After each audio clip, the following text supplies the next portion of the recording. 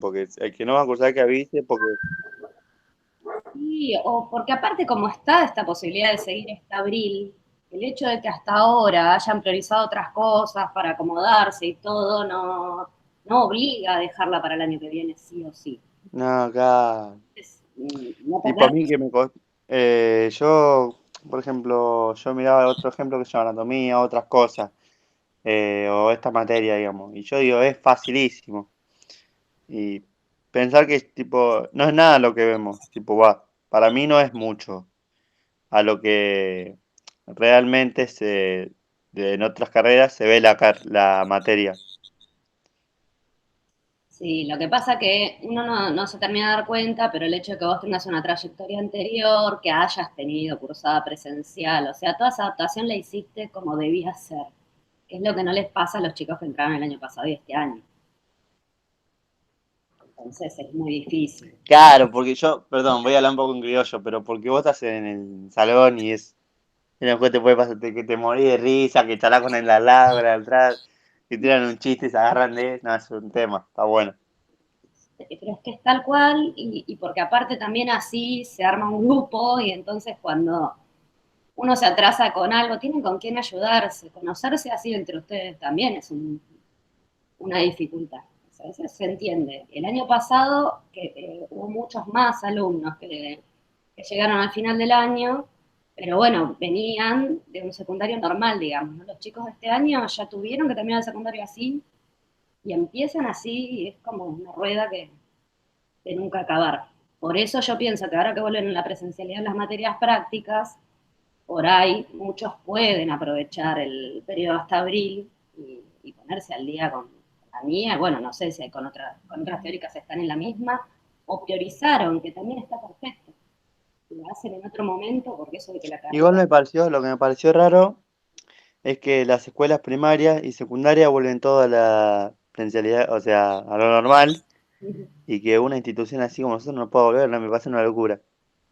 Sí, superior tiene otra. Bueno, nosotros aparte tenemos el problema de que nos tienen que terminar de acomodar el edificio para devolverlo. No teníamos el edificio ni para discutirlo en este. Claro. Pero en todos los institutos que trabajo está igual. Vuelven las prácticas de todos los profesorados y sí se pueden hacer encuentros cuando se considera necesario, pero no regularizar las clases. Y lo que pasa sobre todo es que no hubo trabajo en la infraestructura de los edificios en superior. Lo pusieron todos los otros niveles obligatorios para volver rápido. Entonces, realmente nuestro edificio es hermoso, nuevo, no vamos a tener problemas. Pero hay una pila de institutos que están en edificios Mm. prestados, chicos. Yo tengo cursos de 120 alumnos de primer año, o sea, no hay ni burbuja posible para armar.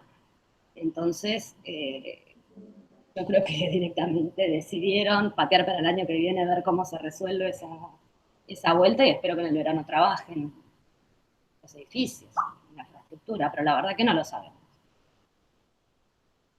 En la urgencia siempre los niveles obligatorios están antes que los profesorados y se ocuparon de eso, de las normativas para eso, de invertir en eso, al que nosotros tenemos que esperar. Igual era importantísimo que valieran a las prácticas, materias prácticas, nosotros podemos manejarnos, pero claro, es mucho más esfuerzo y dedicación de parte del alumno así que en la cursada presencial para poder llevarlo. Hay cosas que no las podemos reemplazar, digamos. Bueno, te voy a explicar un poquito el contenido de esta clase, que igual va a quedar grabado para poner en el aula. Yo después voy a hablar con los chicos en el grupo, así que igual les va a servir a todos. Voy a compartir pantalla para que veas un gráfico así como Dale, así, dale. sintético, y después esto lo agrego en el aula también.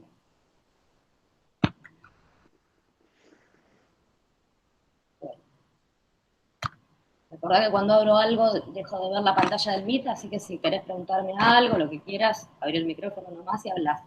Dale. Bueno, en esta clase, yo lo que puse acá arriba, esto sería el caminito de los contenidos que venimos trabajando. arrancamos con una idea general de las distintas formas de definir, de entender la globalización como forma de caracterizar el mundo contemporáneo. En las clases anteriores entramos en el tema específico de la globalización económica.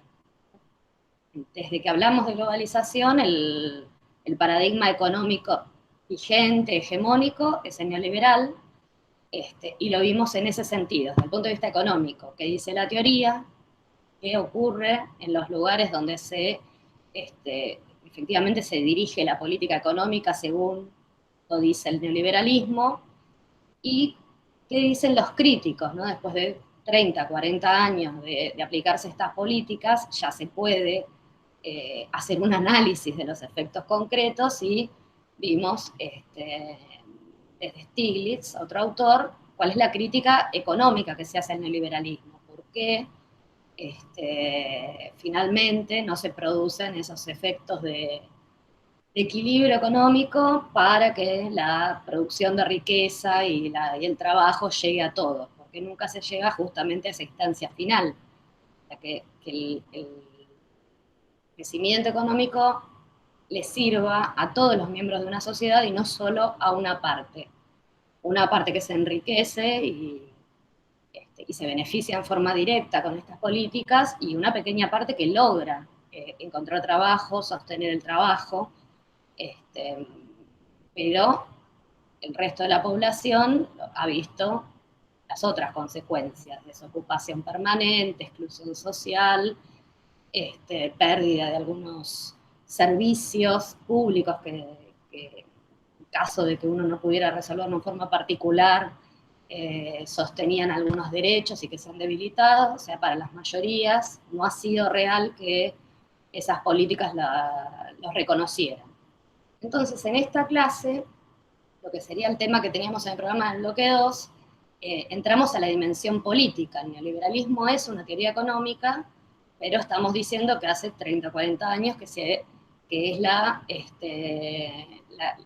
orientación económica que los estados fueron imprimiendo a sus economías.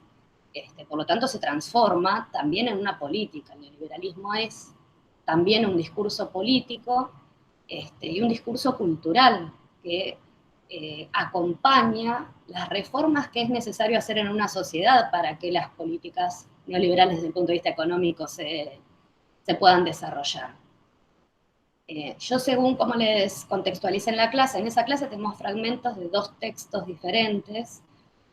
Un texto de Bourdieu, que fue como una columna de opinión de Diario de Domingo, digamos, en ese tiempo, del 98, y un fragmento del libro La posdemocracia, de Colin Crouch, que es un teórico inglés, un sociólogo inglés. El motivo, digamos, de entrar a aprovechar estos conceptos para pensar el aspecto político, una excusa, un punto de partida, puede ser pensar algo que nosotros conocemos bien, que es una de las cosas que vino con el neoliberalismo a nuestra realidad económica y política, que es esta cuestión de, justamente, si pensamos que el ámbito político es, en el mundo moderno, ¿no?, desde las revoluciones industriales y francesa para adelante, un lugar donde los ciudadanos, el conjunto de los ciudadanos de un país, somos los que elegimos representantes que gestionan ese Estado, ¿no?, que se transforman en gobierno para gestionar el Estado. ¿Qué pasa hoy? Que por arriba de ese sistema político de cada uno de nuestros estados nacionales, ¿no?, de cada estado del mundo, aparecen otros organismos que no están compuestos por gente que nadie, que ningún ciudadano común de ninguna parte pueda elegir, ¿no? No es partícipe, no es un representante electo. Y que condicionan lo que se puede o no se puede hacer dentro de cada país, dentro de cada estado. Por eso lo puse como organismos públicos y privados. Como organismos públicos podemos pensar el Fondo Monetario Internacional, ¿no?, que es el problema que tenemos ahora abierto, ¿no? Tenemos un acuerdo que hay que hacer con el fondo, porque si no logramos un acuerdo el año que viene hay que pagarles a ellos, en concepto de un préstamo, una cantidad que Argentina no puede pagar, no la tiene. ¿Sí? Quebraría, digamos, entraría en default. es un organismo público, porque el Fondo Monetario es una organización compuesta de la asociación de estados que aportan todos un tanto de plata para que este organismo funcione prestándole esa plata que se comparte entre todos a los países que la vayan necesitando, con determinados procedimientos y objetivos, ¿no? Ahora, la realidad es que una vez que a partir de la década del 70, la mayor parte de los países del tercer mundo contrajimos deuda con el Fondo Monetario en condiciones impagables para casi todos los países que la contrajeron, a partir de ahí pasamos a depender de ese organismo que empieza a limitar, a tomar decisiones que corresponden en realidad al Estado, ¿no? Que son internas, para asegurar que ese país ahorra, no gasta, hace lo necesario para empezar a pagar lo que debe. Es nuestro acreedor y se comporta dirigiendo nuestra economía para asegurarse el retorno del dinero. Y es un problema eso, ¿sí? Porque eso es dirigir la política económica, entonces un gobierno no puede decidir libremente, no sé, invertir una cantidad de dinero público en construir escuelas, por ejemplo, si está bajo el control del Fondo Monetario porque está en un acuerdo por haberse endeudado. Y hay otras instituciones privadas directamente que ya no están, no surgen ni siquiera de los vínculos de los estados, que sería el ejemplo de cualquier gran empresa multinacional, que son en este momento las mayores productoras y por lo tanto también generadoras de fuentes de trabajo que hay en el mundo. Entonces, no es que, no sé, bien está la Coca-Cola y Coca-Cola tiene políticamente más poder que el Estado. Pero si Coca-Cola no encuentra en el Estado una política, un subsidio, un régimen de precios, etcétera, que le convenga, Coca-Cola puede cerrar la filial, abrirla en otra parte, sin que sea un gran costo, porque es una empresa gigantesca, no pierde nada por cerrar una sucursal y reconvertirla. Pasa que también ahí se pierde lo que es la demanda, tipo, es como una visión de, bueno, yo no te voy a subsidiar por lo que veo que no es necesario. Ya ahí sería como un tema, entender lo que te digo, tipo, yo tengo una empresa, a ver, yo tengo, no sé, una empresa de chocolate. Y yo veo que ahí yo veo que yo no me sirve porque sinceramente se consumen poco en el país, tipo, muchas cosas más, tipo, no te voy a brindar una ayuda económica. O si veo que por ahí consumir, bueno, también llevado por el punto de vista también, si veo que es de un alto consumo, tipo, está bien, vos lo estás vendiendo, ¿por qué necesitas una ayuda mía? Si vos te estás expandiendo en base a lo que estás logrando y lo que estás vendiendo. Y cada día estás en pleno desarrollo. Exactamente. Sin embargo, estas grandes empresas cuentan con ese poder justamente de ser las que proveen trabajo para las poblaciones. Entonces, ese poder lo utilizan para presionar a los estados, tal como decís vos, no porque si no, no les iría bien, sino porque pueden, por ejemplo, mejorar sus márgenes de ganancia, produciendo lo mismo, vendiendo lo mismo, si nadie le pone un límite de precios y pueden, y son tan grandes que son casi monopólicas, venden casi todo lo que hay en ese producto y bueno. Además, por ejemplo, ahora lo que pasa, por ejemplo, en esta sociedad es que, bueno, el decir, no sé, eh, ay, ¿cómo te puedo explicar? Como el tema de marcas, ¿entendés? Es como, estamos en una sociedad de consumo, se llama. ¿Por qué? Porque yo veo que el de al lado mío consume esto y yo quiero tener eso.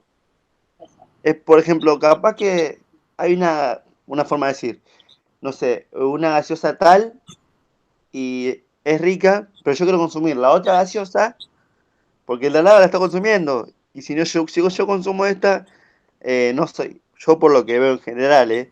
Y nada, por ejemplo, yo te puedo dar un ejemplo ahora, eh, celulares, con el tema celulares. Vos ves la mayoría que quieren iPhone. ¿Pero por qué? Porque todo el mundo tiene iPhone. Entonces, ¿qué pasa? Ah, todo el mundo tiene iPhone. Se dio mayor relevancia al iPhone. iPhone se puso en precio dólar. Y ahora se fue para arriba. Pero ¿y ahora por qué? Porque todo le da importancia. Exactamente, ahí funciona también la maquinaria publicitaria que impone, que es lo que hace, lo que permite que estas grandes empresas que tienen algún origen en alguna parte terminen expandiéndose a nivel mundial. O sea, tienen para ellas, toda la población del mundo es un mercado, no importa dónde está.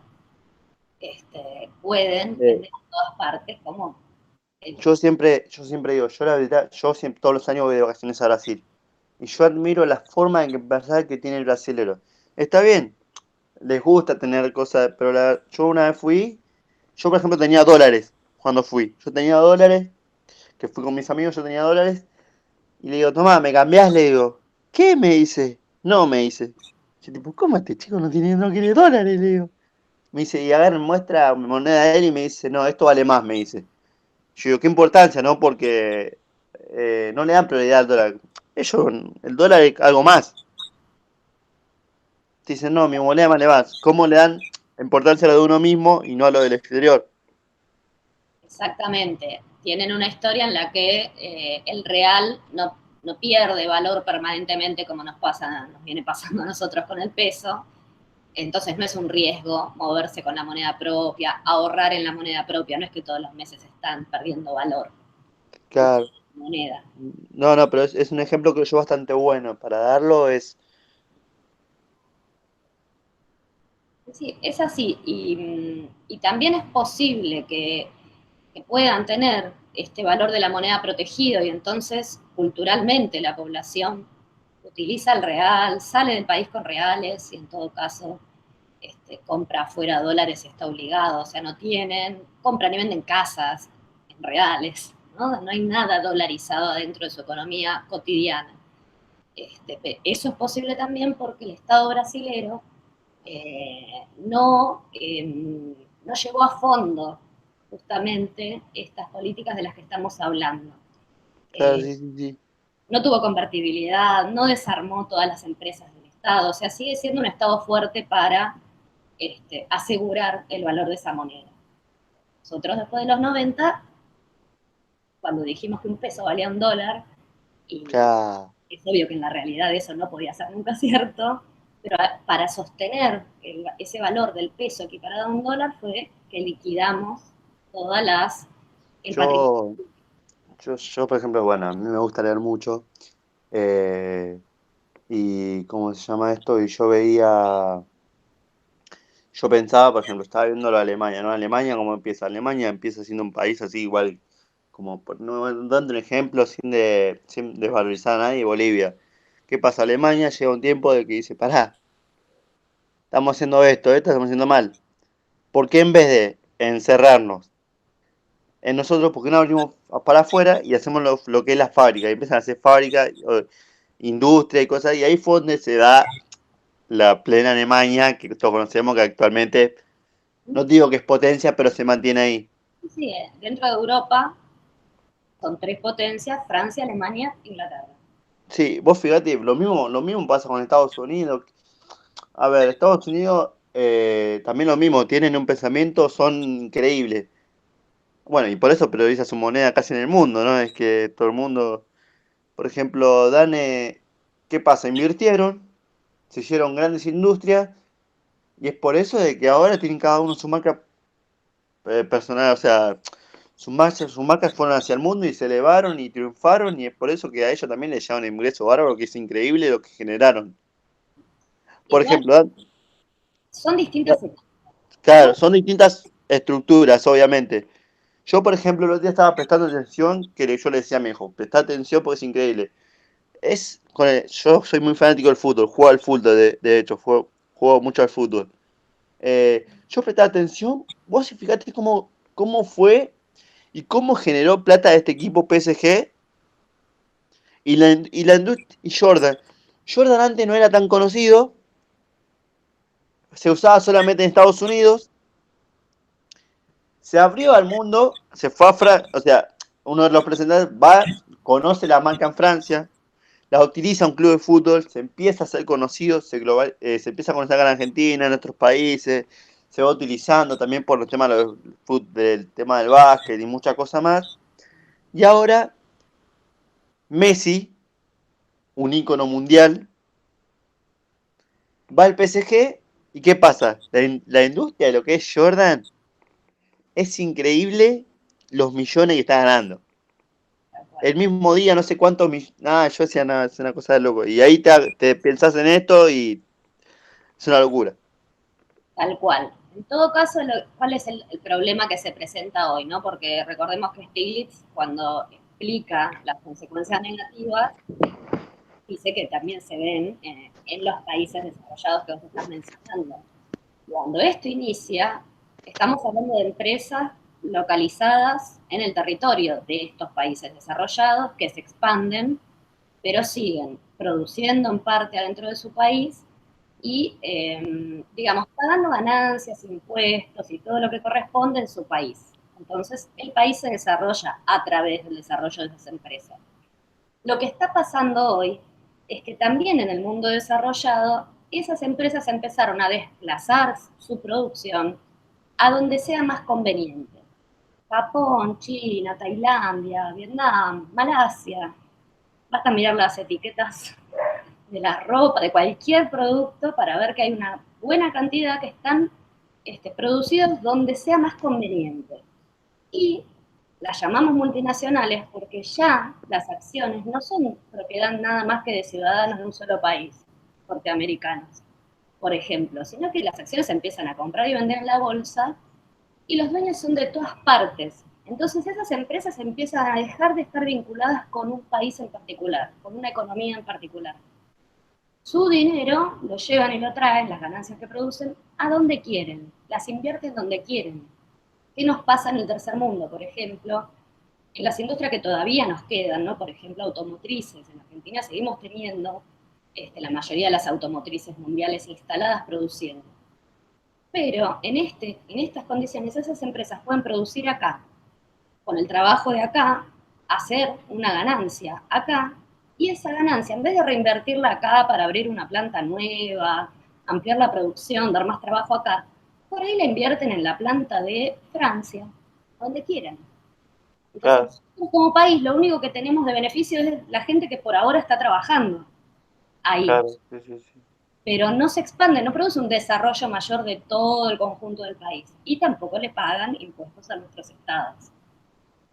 Nuestros estados son Claro, sí, sí. Va, creo que estamos. No, entonces yo estaba pensando, no estoy tan errado. Digo, eh, lo que estás diciendo de cómo se mueven hoy las marcas y cómo aparecen en todos lados es algo que se facilitó a partir de esta deslocalización, es la palabra que se usa, ¿no? En realidad no están localizadas en ningún lado.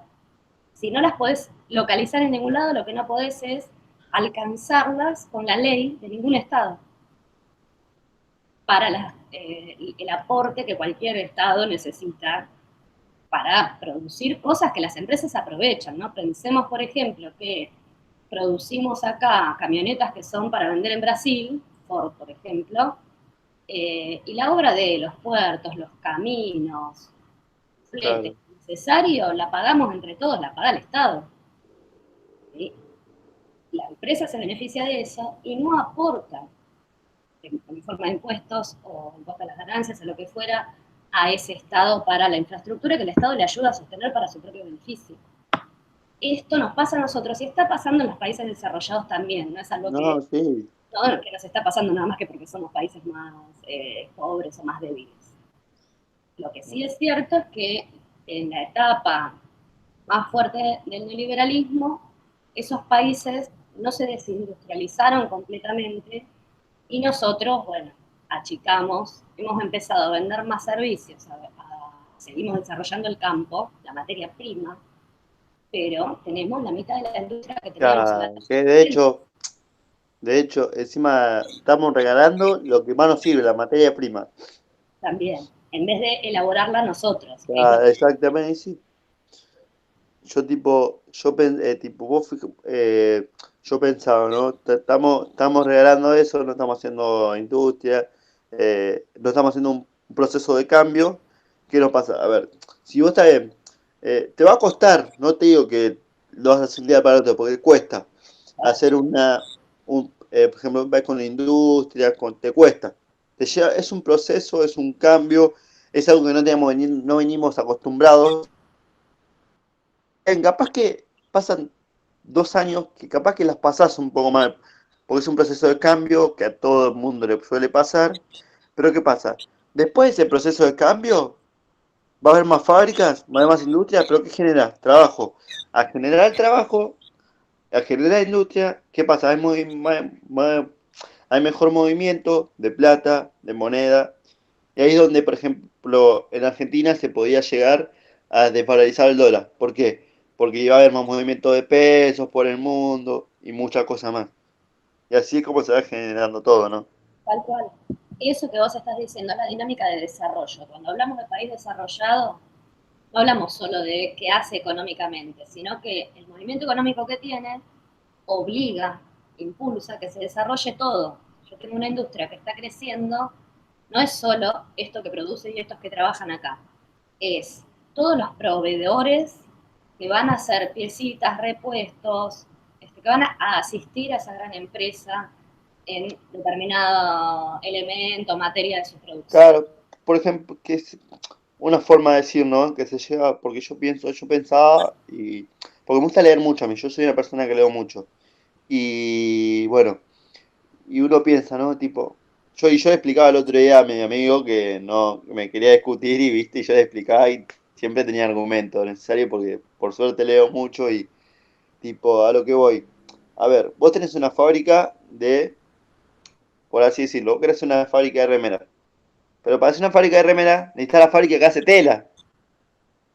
Y si así, si necesitas la fábrica que hace tela, necesitas la fábrica que produce la lana, no sé cómo se dice. Y la que hace las máquinas, que hace las... Y así es un proceso que va cambiando. En cambio, si vos cerrás, llega un momento que no vas a aprovechar nunca. Porque las remeras no es que se hacen así, abro, no, que una remera abro, no. Debe llegar a un proceso. Y es así, por Exactamente. ejemplo, y así como lo que no estamos acostumbrados en argentino, es que vos necesitas de mí y yo necesito de vos. Y así se genera un clima, se genera más trabajo y muchas cosas más que, bueno, que para mí si se ponen en práctica es una cosa que... Y que hay que sostenerlas. Bueno, eso que dijiste es justamente esto que está planteando Bourdieu en el texto que tenemos en esta clase, o la idea contraria a la individualización. La única manera de desarrollo, en todo sentido, de desarrollo económico, como estamos diciendo, pero por lo tanto de desarrollo social, ¿no? De la posibilidad de progreso Claro, social a las personas, está en el trabajo colectivo.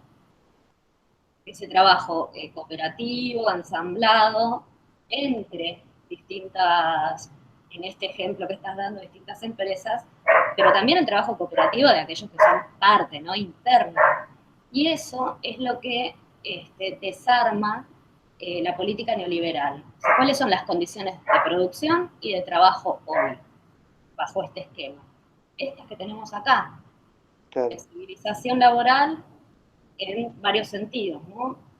Salario atado a productividad, por ejemplo, ganar menos si no podés trabajar muchísimas más horas. Profe, te hago una cosa. ¿Su programa político puede ser, por ejemplo, un plan social? Estamos hablando en términos más generales. En realidad el plan social es una consecuencia del Por neoliberalismo. eso, No existían antes de la política neoliberal porque por no eso. Pero había... no, porque lo vi lo interpreté así, porque dije, bueno, programa de político es esto. O sea, en términos generales, igual, no es por nada, ¿eh? Pero está bien, lo pensaba por esto, sí, digo, puede ser una flexibilización, te doy esto para que vos puedas lograr esto y después lo devolvés en tanto, ¿entendés? Tipo, yo te doy esto, vos agarrás, generás tu proyecto, que es una flexibilización, y después, bueno, ahí se va trabajando, bueno, que yo ya lo relacioné, ya creo que ya creo que entendí por lo que vas. Bueno, son las dos cosas. Por un lado hay que pensar que lo que tenemos previo al neoliberalismo son siempre políticas sociales, universales. ¿Sí? Por ejemplo, todo el entramado de leyes que protege los derechos laborales son universales. Cualquiera que tenga trabajo en blanco tiene acceso a la protección de esas leyes. Sí, Como eso nunca fue fácil, por supuesto, siempre hubo lo que Bourdieu llama grupos de defensa, por ejemplo, los sindicatos, claro, un organismo que el Estado reconoce para discutir cuándo y representar a cualquier trabajador cuando no se le está respetando un derecho. Ahora, dentro de los propios trabajos en blanco, no solo para la población que ya no logra acceder al trabajo en blanco, se precarizan sus condiciones de trabajo. La forma en la que llegó acá bien casi de un día para el otro fueron los contratos por tiempo determinado de estas agencias claro, que te toman a prueba 3 meses y te echan, y toman a otro y te echan, toman a otro y te echan. Entonces tenés aportes jubilatorios, antigüedad, un montón de derechos que vas ganando si sos, claro, digamos, sí, sí, sí, sí, entiendo. ¿sí? Bueno, obviamente eso perdés salario, porque la antigüedad impacta en el crecimiento del salario, en el ajuste del salario en la mayoría de los trabajos, entonces como vos ya no vas a tener antigüedad en ninguna parte, también vas a tener un salario menor. Entonces es un conjunto de reformas de la forma de producir y de trabajar que ha generado pérdida de derechos que antes había para la gran Claro, mayoría que son trabajadores. En todos lados la claro. gran mayoría de la población es trabajadora. En Eh, cambio, profe, porque ahí dice, bueno, dice nación, grupo de trabajo, grupo de defensa, familia, y ahí tienen que ver a lo que sería lo del tema de obras sociales y esas cosas, ¿no? también, que también están, son Claro, justamente la defensa de, en ese caso, derecho a la salud, del acceso al derecho a la salud, mejor claro, dicho. sí, sí, sí. Más o menos estaba relacionando por ahí. Lo que dice Bourdieu entonces es que esta idea de que nadie debe regular las relaciones económicas para que cada uno haga su camino y trate de ganar Claro, dinero, funciona, para funcionar, necesita justamente crear ese individualismo, romper los lazos de solidaridad que hacen que yo no piense nada más que en mí, que piense también en mi compañero de trabajo, que no piense nada más que en mí, piense que mi hermano y mis vecinos y mis amigos también quiero que consigan trabajo, que progresen. Y estas son algunos ejemplos que da, no podemos pensar en otras cosas también, pero él dice que finalmente esos organismos o identidades que nos ayudaban a sentirnos parte de algo con los demás son las que fueron deslegitimadas.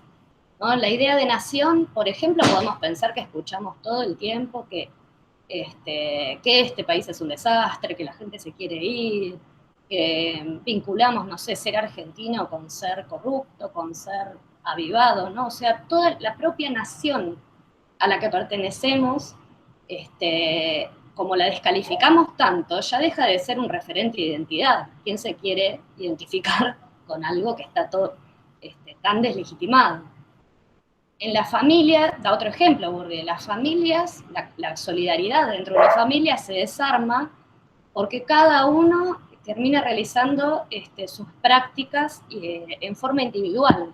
Los padres no comparten con los hijos, por ejemplo, como decías vos con el iPhone, porque hay una distancia tan grande entre una generación y otra que los padres ni siquiera comprenden cómo funciona y cuál es el disfrute que tienen los hijos cuando usan todas estas tecnologías. Sabes que hay un ejemplo muy boludo, pero, perdón, profe, la palabra, ¿eh? Hay un ejemplo muy boludo, pero a la vez muy grande. Vos te das cuenta cómo se perdió todo esto cuando vos salís a comer. Si vos, si prestás, si vos, cuando uno va a comer, yo le digo siempre a mi hijo, le digo, cuando ustedes van a comer, fíjense, le digo, fíjense cómo los chicos están con el celular, o cómo una familia entera está con el celular, por ahí ni se hablan. Y Totalmente, cómo se pierde el diálogo. No, es una cosa increíble, cómo cambió. totalmente. Afectó los vínculos internos entre las familias. Esa es la idea. Pensar que esta desestructuración termina afectando los sentimientos de solidaridad y pertenencia de los ciudadanos de un mismo país entre sí, entre compañeros de trabajo. Pensemos que estas condiciones de trabajo que nos imponen hoy hacen que para sobrevivir los trabajadores más bien tengan que competir con los compañeros, no cooperar. Competir para asegurarse porque todo el tiempo hay ajustes, chiques van a echar y vos no querés ser el que echen y haces todo lo posible para la que no te echen. a vos, ¿sí? Que es distinto a otras épocas en donde si eso pasaba se recurría al sindicato para que defienda el trabajo de todos, no el mío. Y si perdió el vecino, bueno, la suerte. No estamos hablando, por supuesto, de algo intencional, sino de que no terminamos de construir. Si cambiamos de trabajo cada 3 meses, ¿cómo vamos a construir un vínculo de solidaridad con nuestros compañeros de trabajo si no alcanza el tiempo ni para conocerlos? Entonces después cuando hay problemas, cada uno trata de solucionar en forma individual el problema en lugar de actuar colectivamente. Y justamente esta falta de solidaridad que se produce es el clima perfecto para que la política neoliberal avance, se establezca, justamente porque si cada individuo va a depender de sí mismo y no está en una red de solidaridad, ¿quién va a ganar? El individuo que sea más fuerte, naturalmente. Eh, si tengo una gran empresa de la que yo soy cliente y nada, no hay organismo, no hay Estado, no hay ninguna institución que pueda intervenir ahí para regular esa relación, y la empresa va a hacer lo que quiera, porque es mucho más poderosa que un ciudadano común, que es un consumidor, como decías vos, ¿no?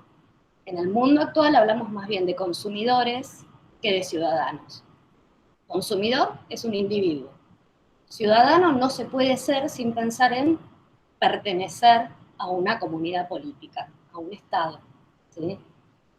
Entonces, lo que va a explicar Bourdieu en ese texto es justamente cómo, de muchas maneras, ¿no? Él usa esta idea de discurso fuerte, tiene mucha fortaleza, mucha capacidad de difusión, de replicarse, de instalarse, la clase de discurso que fomenta este individualismo y que por lo tanto crea terreno para que los intereses de aquellos que sean más poderosos tengan más oportunidades que realizarse que los del resto, porque tengo a todo el mundo en competencia en vez de en una construcción solidaria, ¿sí? Y lo que tiene el texto de Crouch es justamente cómo todo esto que estamos hablando impacta en el sistema político. Está completamente conectado, ¿no?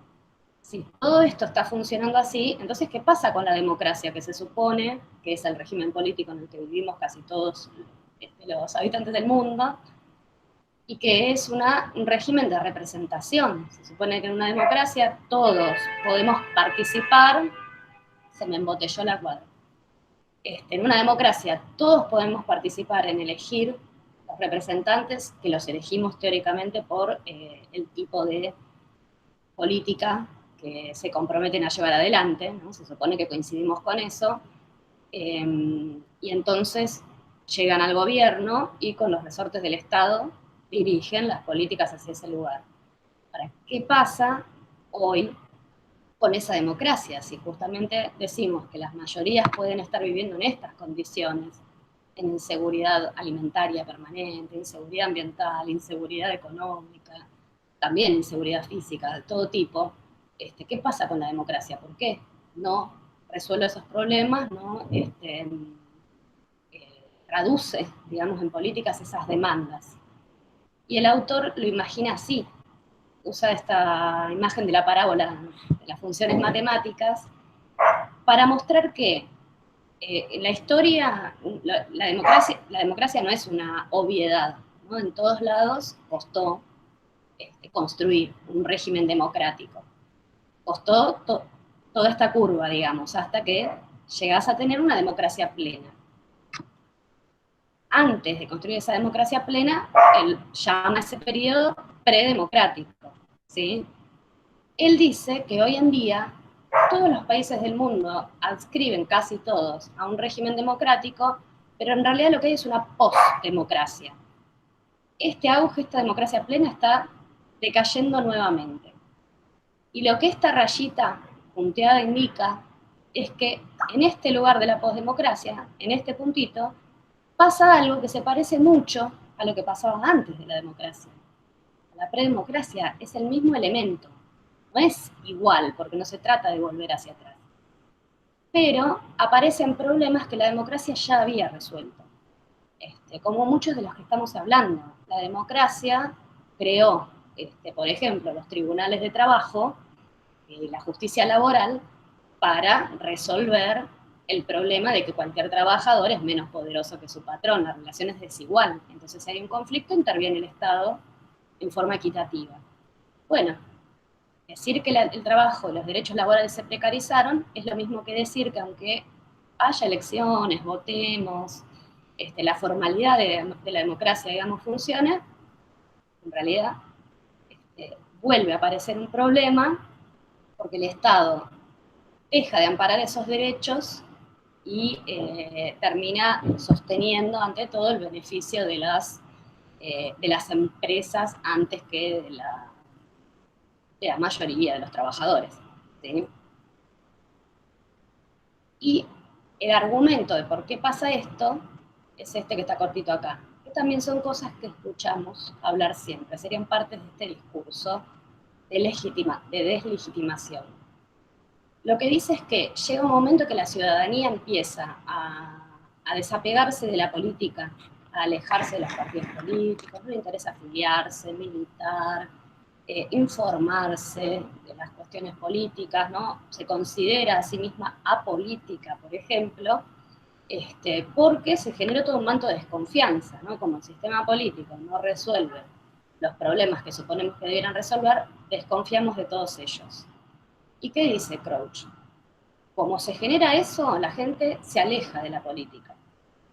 Y cuando nos retiramos, todas las personas comunes, de los ámbitos donde podemos discutir de política, informarnos para votar en forma informada, etc., ese espacio que dejamos libre lo ocupa alguien, queda libre. Y lo están ocupando estos actores, dice él. Bueno, los grandes medios de comunicación, que son grandes empresas, todos los mediadores, los encuestadores, hace 20 años no nos pasaba esto que nos pasa hoy, que cerca de una elección nos llaman 52 veces por día para hacernos una encuesta. De la que los políticos extraen qué problemas les interesan a la gente para armar un discurso acorde, ¿no? En épocas de campaña. ¿Y eso por qué es así? Porque ya nadie se encuentra con los líderes políticos en el local partidario del partido al que es afiliado, lo conoce personalmente y discute personalmente, ¿sí? Entonces aparece toda esta industria de la encuestología, los asesores de imagen, de marketing, políticos y demás, ¿no? Todo un batallón de técnicos que hacen algo que antes se daba espontáneamente entre la gente y los representantes. Producir un montón de información para que lo que la ciudadanía teóricamente quiere llegue a oídos del representante y el representante devuelva un discurso simpático, ahora que sabe lo que la gente piensa. Y bueno, y los financistas en el sentido de quienes financian a los partidos políticos, ¿no? Que es algo que también se está debatiendo bastante en este momento. ¿Cómo se financiaban antes los partidos políticos? Con la cuota de sus afiliados, con aportes voluntarios de los afiliados. Ahora que la desafiliación cayó masivamente, la única manera de que un partido funcione, tenga dinero para pagar campañas televisivas, por ejemplo, y cada vez son más medios en los que hay que estar presentes, es aceptar aportes de grandes empresas que no los hacen porque simpatizan con un partido, sino porque hacen algún tipo de acuerdo, esperan algo a cambio de ese aporte que hicieron. Si llegás al gobierno, si tenés mayoría en el Congreso, si vas a tener que devolverme esto en forma de una medida que me beneficie, una ley que me deje, no sé, desarrollar tranquilo, por ejemplo, una explotación que es nociva para el medio ambiente, pero hacemos la vista gorda, porque no seríamos, no hubiéramos llegado a este cargo sin su aporte, ¿sí? Empieza a pasar eso. La idea no es que de golpe la clase política se vuelve corrupta, sino que es un efecto necesario del retiro de la mayoría de la población de su práctica política, de ser parte activa, de formularle demandas al sistema político, de controlar al sistema político. Más bien practicamos lo que se llama ciudadanía negativa, ¿no? Cada tanto escuchamos algo en casa y nos quejamos. Nos quejamos de todo y cuanto ocurra en el sistema político, nunca nos parece bien la medida de ningún gobierno, nunca, pero no hacemos más que eso. La negación, o en todo caso podemos, y eso que no estoy en centro, y en todo caso nos movilizamos para protestar, pero no para ser activos, proponer, ser parte del desarrollo de una política. ¿Sí? Ese es el problema que estamos teniendo. Y último detalle que tiene que ver también con todo esto que hablamos de la función de las empresas y la situación del Estado, es justamente este esquemita que está en el texto de la clase, de cómo es la relación que tenemos los ciudadanos hoy con todo ese patrimonio y servicios públicos que nos aseguraban los derechos y que ahora está, en el esquema neoliberal se privatizó. Eh, Telefónica, Metrogas, AISA, todas estas empresas que antes en realidad eran todas empresas del Estado gestionadas por el Estado. El autor nos dice que el problema es que nosotros con los gobiernos que están en el Estado seguimos teniendo la misma relación de siempre. Somos los electores y ellos son nuestros representantes. Y en ese vínculo es que tenemos derecho a demandarles cosas, ¿no? Y a quejarnos por lo que no se cumpla. Pero con los proveedores no tenemos ninguna relación pública. Somos clientes tanto de la empresa de electricidad como del local a donde hayamos decidido a comprar ropa, con la enorme diferencia de que la electricidad es un insumo básico para la vida de las personas y para cualquier actividad económica que se quiera hacer. O sea, era un recurso y es un servicio estratégico. Entonces eso también debilita al Estado, porque ¿de qué nos quejamos nosotros? De que el Estado permite que las empresas cobren lo que quieran, den cualquier servicio, te estafen, ¿sí? No nos quejamos del empresario, sino del Estado. Entonces se sigue deslegitimando el Estado como organismo, no solo cada gobierno de turno, sino el Estado como institución, porque no hay en los servicios privatizados no hay mecanismos para asegurar una protección en la relación que tenemos nosotros con esas empresas. Cuando antes nuestra relación con la empresa de gas del Estado, por ejemplo, era con el Estado.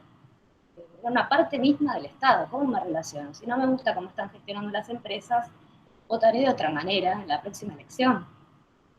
Nosotros hoy no tenemos ninguna decisión sobre cómo gestionan, invierten, no invierten, la calidad de los servicios, ni nada de lo que pase en todas estas empresas privatizadas.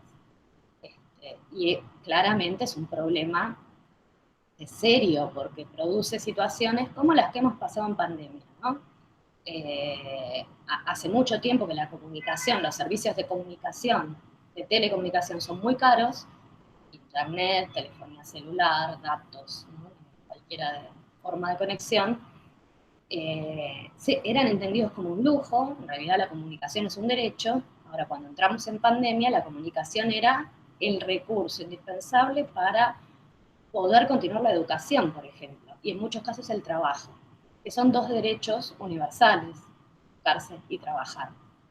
Y resulta que como el Estado no posee ya ninguno de estos recursos de comunicación, ha sido una puja que nunca se terminó y que nunca se resolvió con estas grandes empresas que vendieron muchísimo más en la pandemia porque la gente se vio obligada y que como es una empresa y no el Estado, no tienen mecanismos para compensar lo que le esté pasando a la población que no puede pagar. El Estado puede hacer esto, justamente entre los recursos de todo, por ejemplo, cobrarle un poco más a la población que tiene más ingresos para subsidiar un poco el gasto de la población que no puede. Una gran empresa no, si tenés para pagarme te doy el servicio, si no tenés para pagarme te lo cobro. Tiene ninguna función solidaria, inclusiva, ni nada por el estilo, una empresa privada. Y eso es lo que perdimos cuando privatizamos el patrimonio público. La concepción, la empresa es eficiente y su objetivo es brindar ganancias. El Estado puede estar mejor o peor gestionado. Nosotros podemos opinar porque es con nuestro voto que llenamos los cargos del Estado, pero no podemos opinar sobre lo que pasa en las empresas. Y lo que es del Estado tiene como destino el bien público, no un bien particular. La ganancia de una empresa es un interés particular de los dueños de esa empresa. Lo que ocurre en un Estado tiene que funcionar para el bien público, el interés público, que es el de todos. El que gana más, el que gana menos, el hombre, la mujer, sin distinción, todos los ciudadanos. ¿Sí?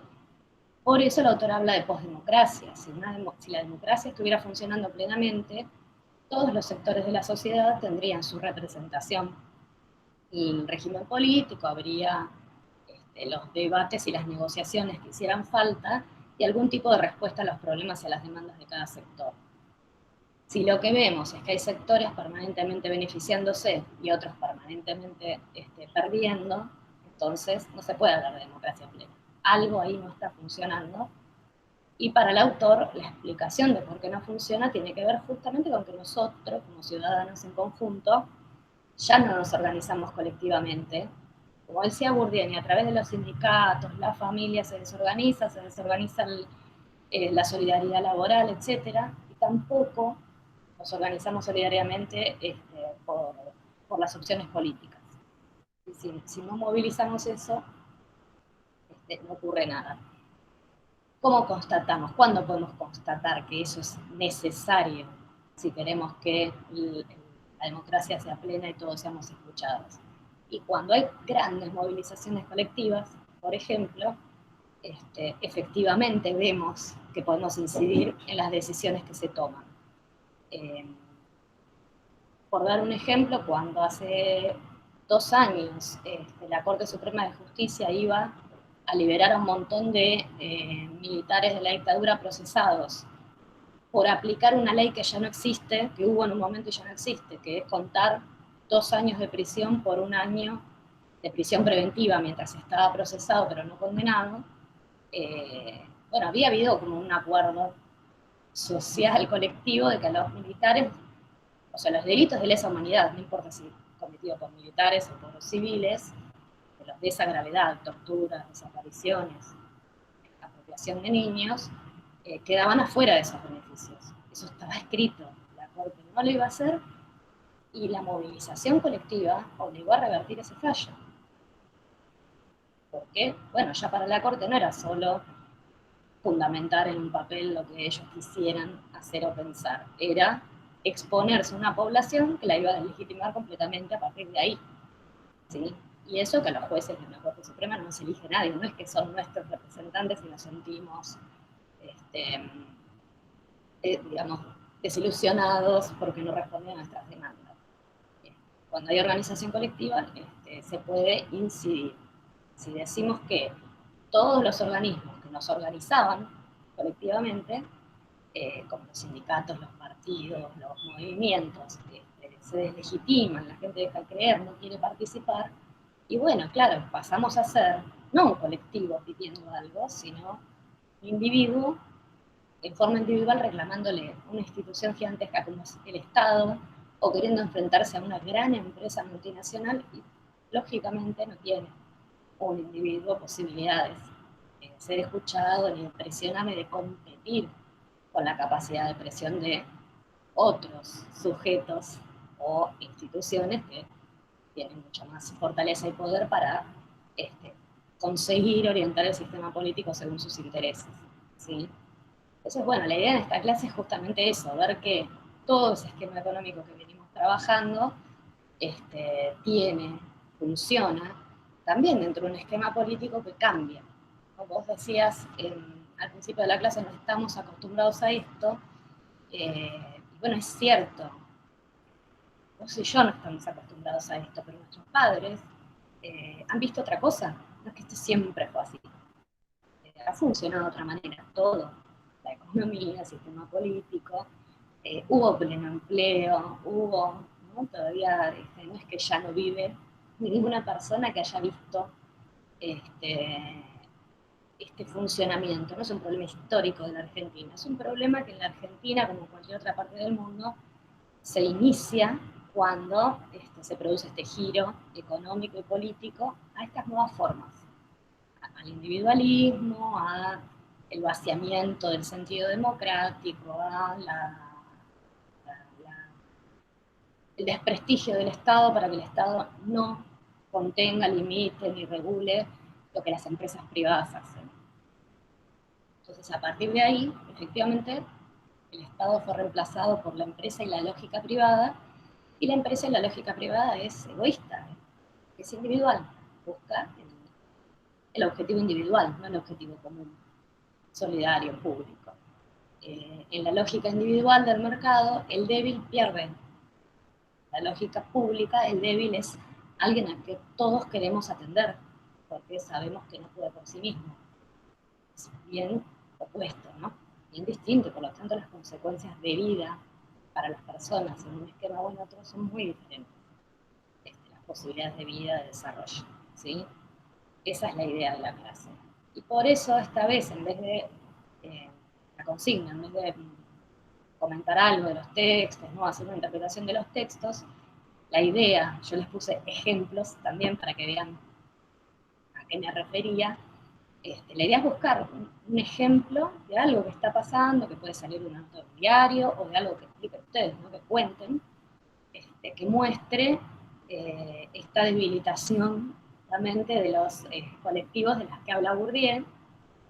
Yo ahí les puse un ejemplo de cómo trabaja la empresa Walmart en todas partes, es una cadena multinacional, cómo condiciona, que no permite que sus trabajadores se sindicalicen. Si en una sucursal un trabajador se afilia a su sindicato, la cierran. Esa es la amenaza. Y en Estados Unidos la han concretado varias veces.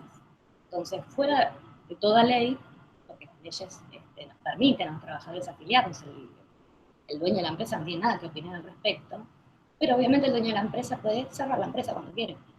Se hacen eso, se aseguran tener trabajadores no sindicalizados y bueno, a partir de ahí el trabajador está desprotegido.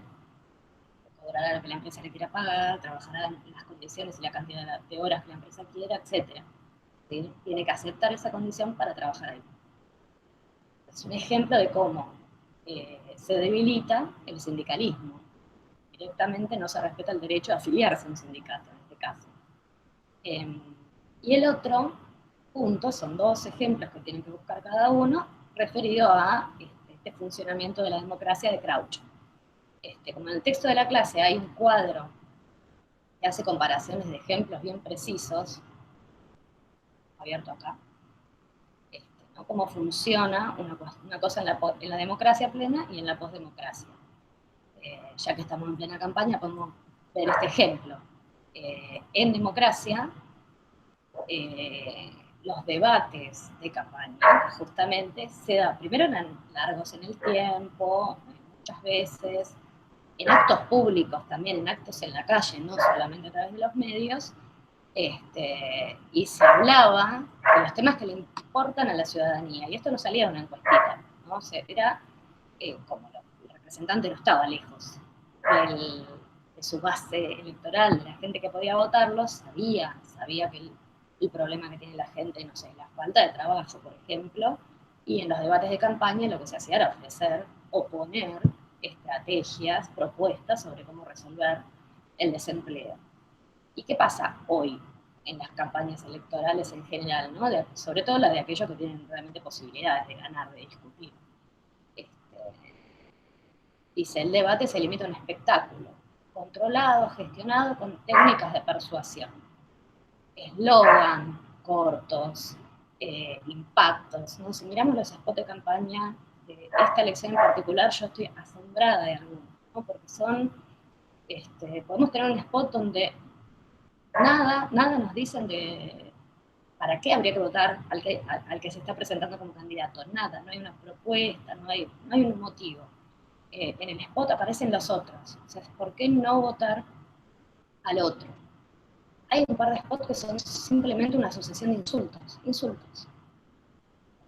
Si un ciudadano se va a convencer de votar por esa campaña, ¿qué es lo que lo convenció? Que expresa tanta bronca como la que tengo yo contra alguien, me gusta que me insulta, o sea, se vacía de contenido. ¿Por qué usa el término espectáculo el autor? Y bueno, porque en realidad si cuando vamos a votar, en realidad nunca nadie nos habló y nosotros no sabemos qué piensa hacer el que gana y tenemos que votar igual, entonces eso no es una democracia, es un montaje. Sí, democrático sería que cada uno presente su propuesta y entonces cuando yo voy a votar sepa qué esperar, sepa que no voté porque me cae mejor o peor un candidato, sino porque estoy votando este que propone abrir escuelas. No voto al otro porque propone cerrarlas. Y yo pienso personalmente que es bueno abrir escuelas o malo abrir escuelas. Esas son las razones, la forma democrática de tener una campaña electoral, un proceso electoral. Si simplemente vamos cada 4 años, cada 2 años en nuestro caso a votar y nunca tenemos del todo claro eh, qué es la estrategia, qué política es la que va a llevar adelante aquel que estamos votando, ya ni siquiera podemos hablar de nos mienten en campaña. Nos mienten. No nos prometieron algo de que después nos podemos quejar que no hicieron, porque no se habla directamente en la campaña de lo sustancioso que es justamente qué políticas van a realizar cuando gane, el que gane. ¿Sí? Entonces es un ejemplo de tantos de cómo funciona o se desvirtúa, digamos, un elemento de la democracia en la posdemocracia. Ahí también la idea es buscar algún ejemplo. Yo en la clase les puse el dato de la cantidad de gente que vota muy masiva cuando estamos en una época de auge democrático y la baja participación. La gente ni siquiera sale el domingo de la casa a votar, no le interesa ir a votar aunque sea una obligación ciudadana cuando tiene esta actitud de desapego, descreimiento con la política. Lo que compartí, está la muestra, por ejemplo, del récord de cantidad de población que votó cuando volvimos a la democracia en el 83, 7 años de dictadura, todo el mundo quiso salir a votar. Cuando volvieron a habilitar los partidos políticos, volvieron a abrir el Congreso, estaba todo anulado, la gente masivamente quería votar. En la crisis del 2001, cuando se había votado un cambio político, ¿no? Gobernó el menemismo 10 años, realmente la población votó otro signo político, ¿no? No solo no votó a Menem, sino que cambió de partido, y con ese nuevo gobierno pasó lo mismo, hubo un rechazo enorme a la política y la cantidad de gente que fue a votar bajó muchísimo, inclusive el voto en blanco subió muchísimo, ¿no? El voto que expresa que quiero votar pero no me representa a nadie. No votar, no ir a votar directamente es mensajes, me da lo mismo, hagan lo que quieran, ya no creo en nada, ¿sí? Que son todas actitudes que debilitan a la democracia, porque justamente, bueno, si empieza a haber mucha gente a la que le da lo mismo y no participa, no se informa, no decide, bueno, lo que van a decidir son los 10 que sí vayan a votar, ¿no? Y yo no milito, no, no me informo, no hago campaña para mi partido, no participo de ninguna manera, bueno, los que están manejando esos partidos son los que sí están adentro, trabajando, presentándose, haciendo carrera política, militando.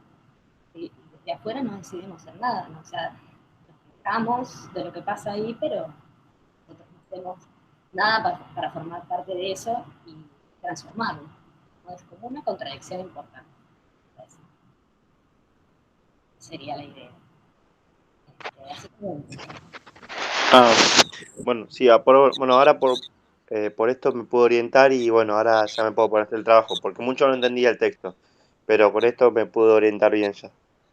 yo ahora después ese gráfico que te mostré para explicar, para hacer ese recorrido, lo voy a agregar en la publicación de la clase, así por ahí sirve también para tener a mano una síntesis de qué Sí, sí, sí, sí, sí, dale. buscar. Bueno, la idea era este recorrido. Vamos a ver si el WhatsApp hablo con todos los compañeros y nos ponemos de acuerdo en algún momento para esclarecer la situación de cada uno y ahí acordamos. No omiten ni que podamos todos los que estén siguiendo. ¿Sí? Eso es lo otro que pensaba coordinar hoy, pero si no vinieron, solo no lo podemos hacer. Así que lo seguimos hablando por el grupo de WhatsApp. Dale, dale, profe. Listo, entonces, te dejo libre.